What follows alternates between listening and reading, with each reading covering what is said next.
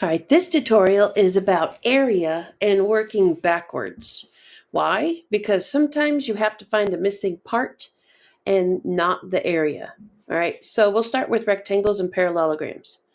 So you're given that the area of this figure is 162 inches squared. You're also told that the height is 9, but you don't know the base. All right, so you're going to start with your formula. We know that it is area is equal to base times height.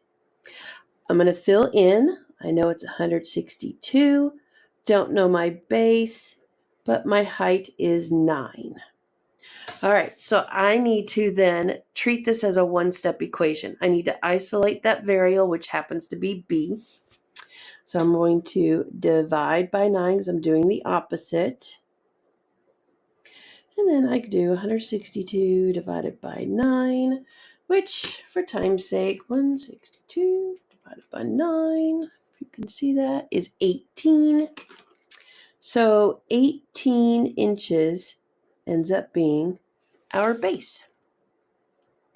All right, moving on to triangles. All right, so we know the area is 80. The base is 8. I don't know that height. So again, start with your formula, 1/2 base times height. Fill in with what you know. My area is 80. I take 1/2 times the base of 8. And I'm going to leave h as h for the height because that's what I'm looking for. All right, so simplify this side as far as you can. So 1/2 of 8 is 4. So this becomes 4 times h. Isolate that variable by undoing. And then 80 divided by 4 is 20. So my height is 20 feet. All right, last one, circles. We're told to use pi as 3. We know the area is 147 centimeters squared. Pi is 3. R, the radius, is what we don't know. So again, start with that formula. Area is equal to pi times radius squared. Area, we are given 147.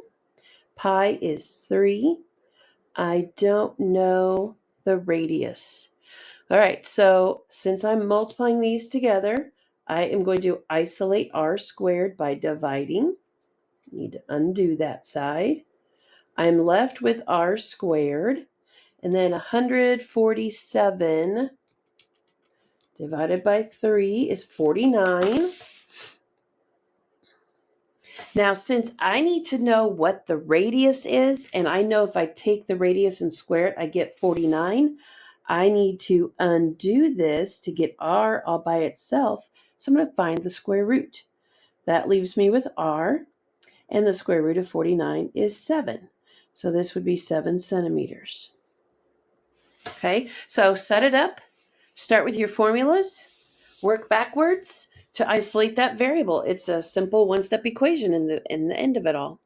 I hope that helps.